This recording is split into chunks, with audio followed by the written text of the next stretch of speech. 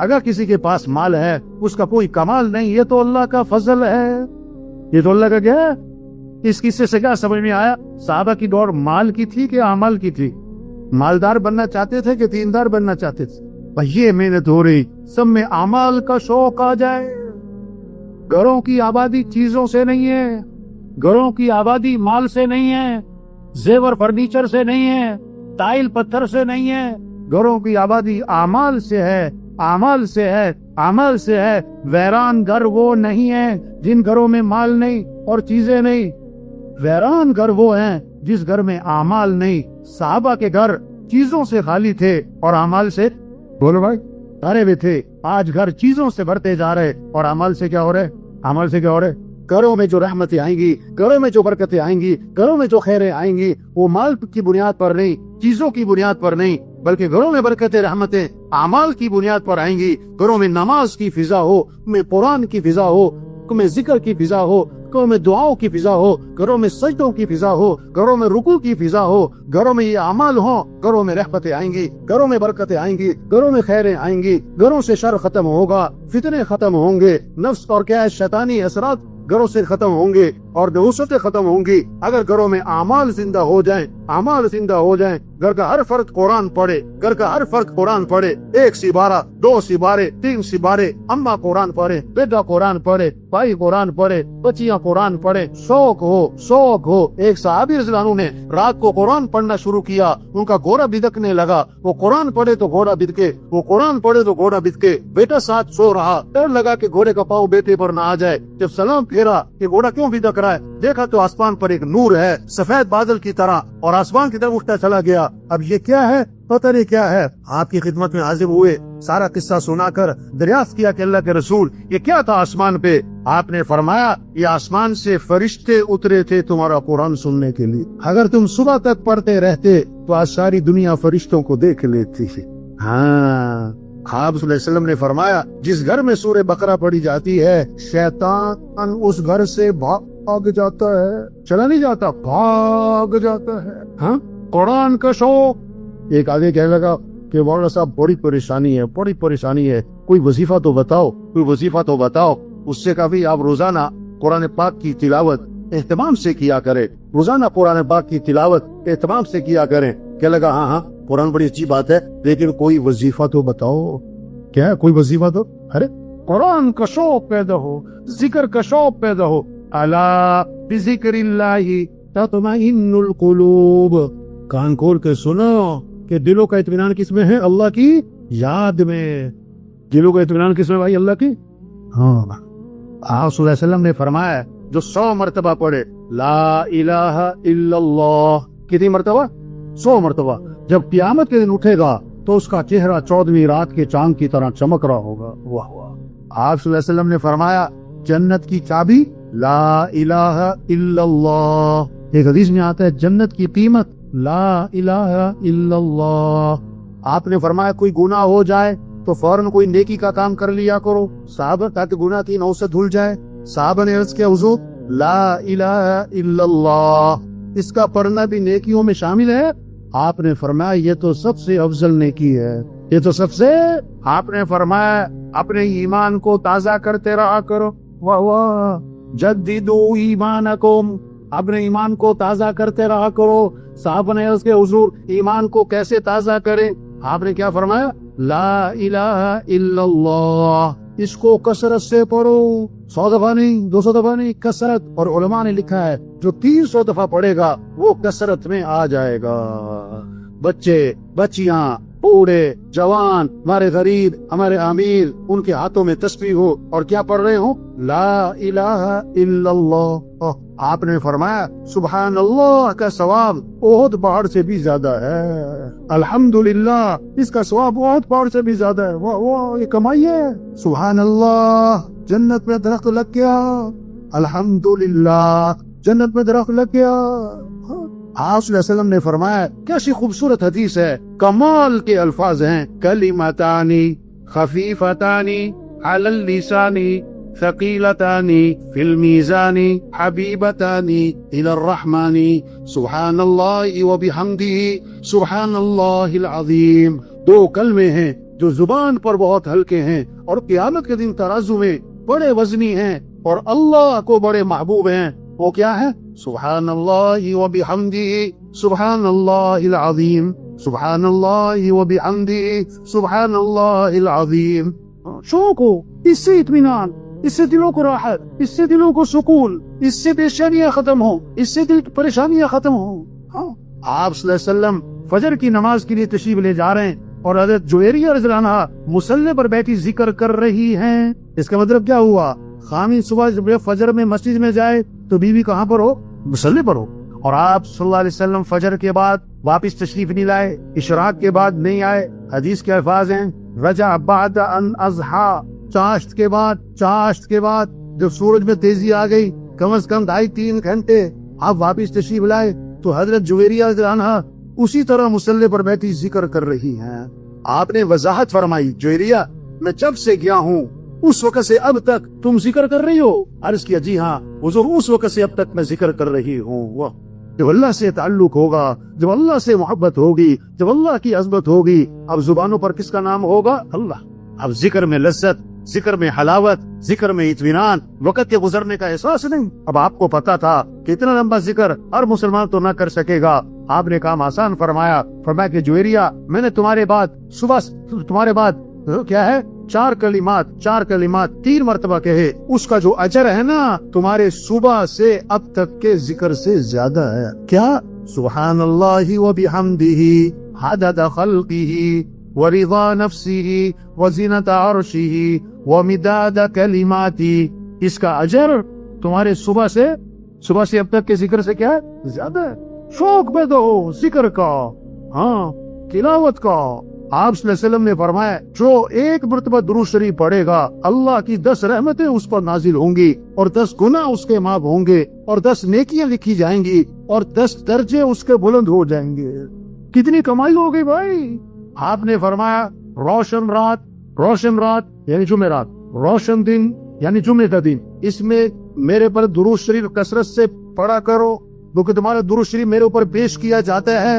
اور آگے عجیب بات فرمائی، خدا جو میرے پر درود بھیجے گا میں اس کے لیے دعا بھی کروں گا، استغفار بھی کروں۔ ایک حدیث میں آتا ہے، آپ نے فرمایا جو آدمی میرے پر درود شریف پڑھتا ہے، درود شریف بھیجتا ہے، جب تک وہ درود شریف پڑھتا رہتا ہے اس وقت تک اللہ کے فرشتے اس کے لیے رحمت کی دعا کرتے رہتے ہیں۔ آگے فرمایا اب اس کی مرضی ہے درود شریف تھوڑا پڑھے یا زیادہ پڑھے۔ ایک صحابی آئے، عرض کیا اللہ کے رسول میں نے ذکر کا وقت طے کیا، دعا کا وقت طے کیا، اس میں سے کتنا وقت درود شریف کو دے دوں؟ پھر خود ہی عرض کیا حضور 1/4 وقت درود شریف کو دے دوں؟ فرمایا ٹھیک ہے لیکن درود شریف زیادہ کر لو تو بہتر ہے۔ حضور 1/3 وقت درود شریف کو دے دوں؟ فرمایا ٹھیک ہے لیکن درود شریف زیادہ کر لو تو بہتر ہے۔ حضور آدھا وقت درود شریف کو دے دوں؟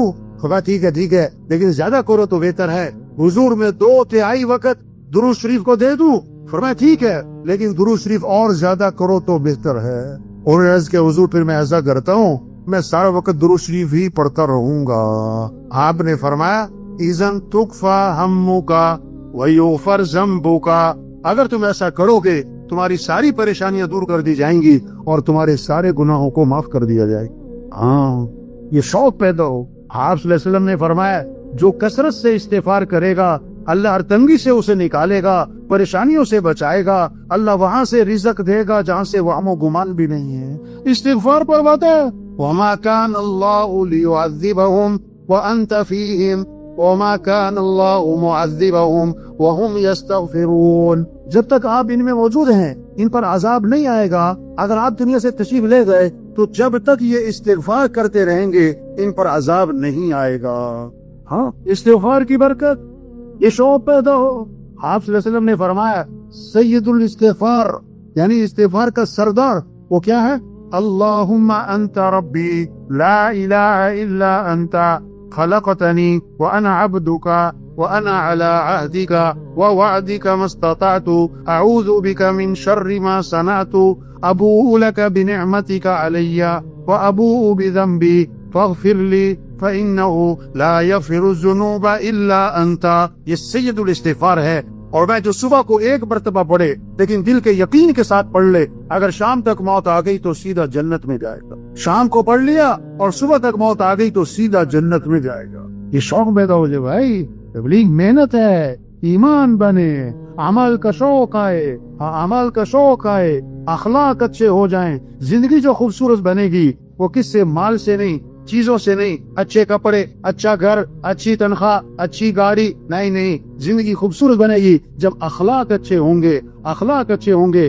تبلیغ میں محنت ہے کیسے سب کے اخلاق اچھے ہوں، معاف کرنا آ جائے، غصے کو پینا آ جائے، کسی کو حقیر نہ سمجھنا، اپنے آپ کو اونچا نہ سمجھنا، زبان پہ غیبت نہ ہو، زبان پہ چغلی نہ ہو، زبان پہ گالی نہ ہو، زبان پہ طنز نہ ہو، دل میں بغض نہ ہو، دل میں کینہ نہ ہو، دل میں حسد نہ ہو، دل میں کھوٹ نہ ہو، دل میں میل نہ ہو، دل میں کدورت نہ ہو۔ آپ نے فرمایا ابھی جو شخص داخل ہونے والا ہے یہ جنتی ہے، دوسرے دن فرمایا ابھی جو شخص داخل ہونے والا یہ جنتی ہے، تیسرے دن فرمایا ابھی جو شخص داخل ہونے والا یہ جنتی ہے۔ تینوں دن ایک ہی صحابی داخل ہوئے، ایک صحابی ان کے گھر گئے، میں رات آپ کے پاس گزارنا چاہتا ہوں، دیکھنا چاہتے تھے کون سا عمل ہے کہ جنتی ہونے کی بشارت ملی۔ ایک رات رہے، 2 رات رہے، 3 رات رہے، کوئی خاص عمل نہ دیکھا، ساری رات سو رہے، فجر میں اٹھ گئے، بس ایک بات دیکھی، رات کو سوتے ہوئے کروٹ بدلتے ہیں تو زبان پر اللہ کا نام آتا ہے۔ 3 دن بعد ان سے بات کی، میں تو آپ کا عمل دیکھنا چاہتا تھا، کس وجہ سے جنتی ہونے کی بشارت ملی،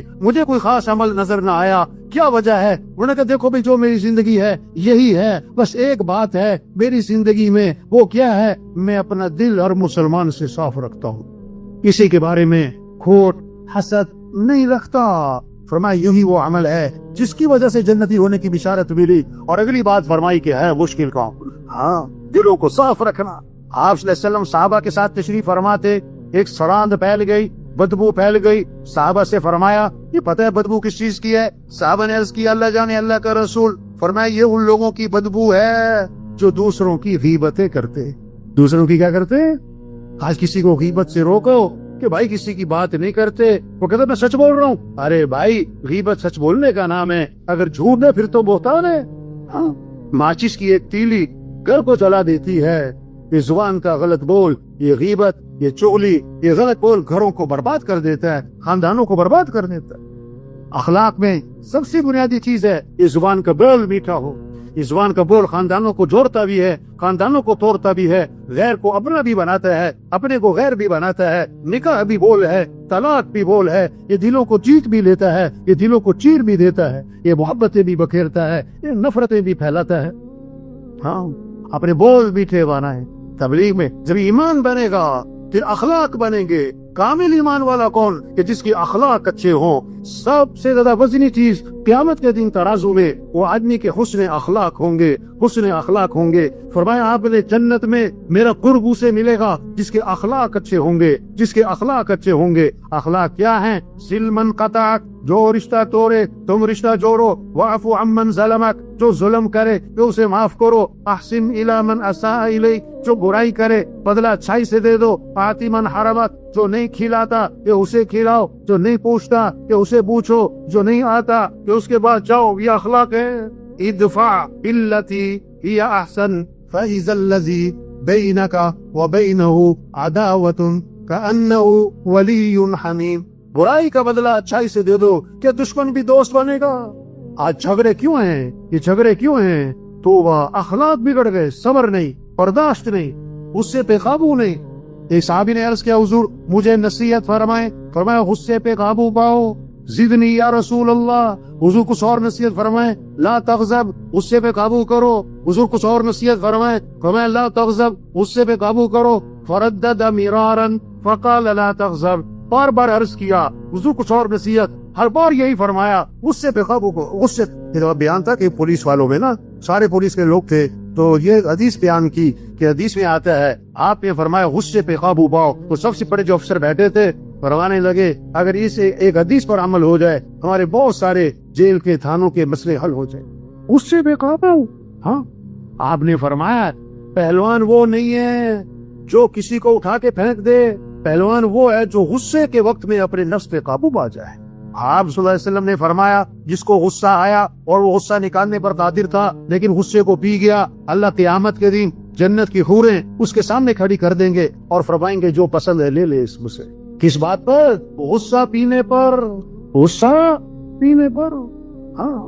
برداشت۔ امام احمد بن حنبل رحمۃ اللہ علیہ فرماتے ہیں اگر حسن اخلاق کو 10 حصوں پر تقسیم کر دیا جائے، اگر حسن اخلاق کو 10 حصوں پر تقسیم کر دیا جائے تو 9 حصے حسن اخلاق درگزر کرنا ہے، صبر کرنا ہے، برداشت کرنا ہے، نظر انداز کرنا ہے۔ دین سیکھنے سے آتا ہے، دین پوری زندگی ہے۔ ایک بچہ اپنے والد کے ساتھ جا رہا ہے، آپ صلی اللہ علیہ وسلم نے فرمایا یہ تمہارے ساتھ کون ہیں؟ کہ حضور میرے والد ہیں۔ فرمایا ان کے آگے آگے نہ چلنا، ان کا نام لے کے نہ پکارنا، ان سے پہلے مت بیٹھنا۔ اسلام ایک خوبصورت زندگی کا نام ہے۔ یہ محنت ہو رہی تبلیغ میں، ہر مسلمان دین کو سیکھے، اسلام کو سیکھے، اعمال کے فضائل کو سیکھے، تاکہ اعمال کا شوق پیدا ہو، گھروں میں تعلیم ہو، مسجدوں میں تعلیم ہو، تعلیم کے حلقے ہوں، ہر مسلمان تعلیم کے حلقے میں بیٹھے، اعمال کے فضائل کو سنے تاکہ اعمال کا شوق پیدا ہو جائے، گناہ کے نقصان کو سنے تاکہ گناہوں سے نفرت پیدا ہو جائے۔ آج مال کا نفع جانتے ہیں، چیزوں کا نفع جانتے ہیں، اس لیے چیزوں کا شوق ہے، اعمال کا نفع نہیں جانتے، اس لیے اعمال کا شوق نہیں ہے۔ حضور صلی اللہ علیہ وسلم نے اعمال کا شوق دلایا ہے، اعمال کا نفع بتلایا ہے۔ تبلیغ میں یہ محنت ہو رہی، کیسے یہ بات دلوں میں اتر جائے کہ زندگی مال سے نہیں بنتی، زندگی اعمال سے بنتی ہے۔ کامیابی کا تعلق مال سے نہیں ہے، کامیابی کا تعلق اعمال سے ہے۔ اللہ کی جو مدد ہے مال والوں کے ساتھ نہیں ہے، اللہ کی مدد اعمال والوں کے ساتھ ہے۔ اللہ نے مال سب کو نہیں دیا، اعمال سب کو دیے ہیں۔ ہر آدمی مال والا نہیں بن سکتا، ہر آدمی اعمال والا بن سکتا ہے۔ سرمایہ وہ نہیں ہے جو موت پر چھوٹ جائے، سرمایہ وہ ہے جو موت پر ساتھ جائے۔ مال ساتھ نہیں جائے گا، اعمال ساتھ جائیں گے۔ سرمایہ مال نہیں ہے، سرمایہ اعمال ہے۔ سرمایہ دار مال والا نہیں ہے، سرمایہ دار اعمال والا ہے، سرمایہ دار اعمال والا ہے۔ یہ جس کے پاس اعمال نہیں ہے، یہ فقیر کون ہے؟ جس کے پاس مال نہیں؟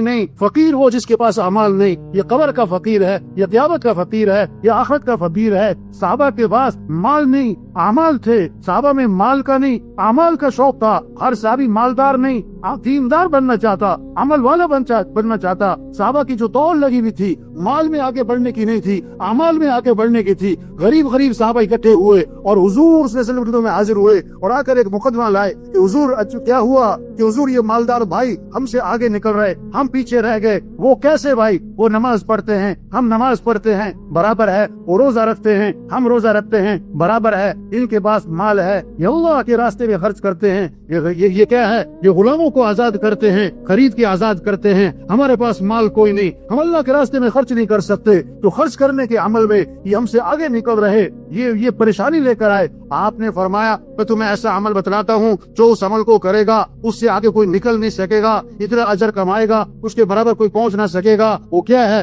فرض نماز کے بعد 33 مرتبہ سبحان اللہ، 33 مرتبہ الحمدللہ، 34 مرتبہ اللہ اکبر، جو یہ پڑھے گا اس کے برابر کوئی پہنچ نہیں سکے گا۔ اب غریب صحابہ بڑے خوش ہو گئے، واہ واہ، ایسا عمل ہاتھ آ گیا، ہمارے برابر کوئی نہیں پہنچ سکتا۔ اب مسجد میں گئے، نماز پڑھی نا تو بیٹھ گئے، اب جناب تسبیح کر رہے۔ اب اس زمانے کے جو مالدار تھے انہیں بھی شوق کس کا تھا؟ عمل کا۔ انہوں نے پتا کیا بھی یہ سارے بیٹھے کیا کر رہے ہیں، تو انہیں پتا لگ گیا اس تسبیح کا، تو انہوں نے بھی یہ تسبیح شروع کر دی۔ اب غریب صاحب پھر پریشان، دوبارہ آپ کی خدمت میں حاضر ہوئے، آ کے عرض کی اللہ کے رسول وہ تو مالدار بھائیوں کو پتہ لگ گیا اس تسبیح کا، انہوں نے بھی شروع کر دی، وہ تو پھر ہم سے آگے نکل گئے۔ تو آپ نے پتا کیا فرمایا؟ ذالک فضل اللہ یؤتیہ من یشاء، یہ تو پھر اللہ کا فضل ہے، اللہ جسے چاہے عطا فرماتا۔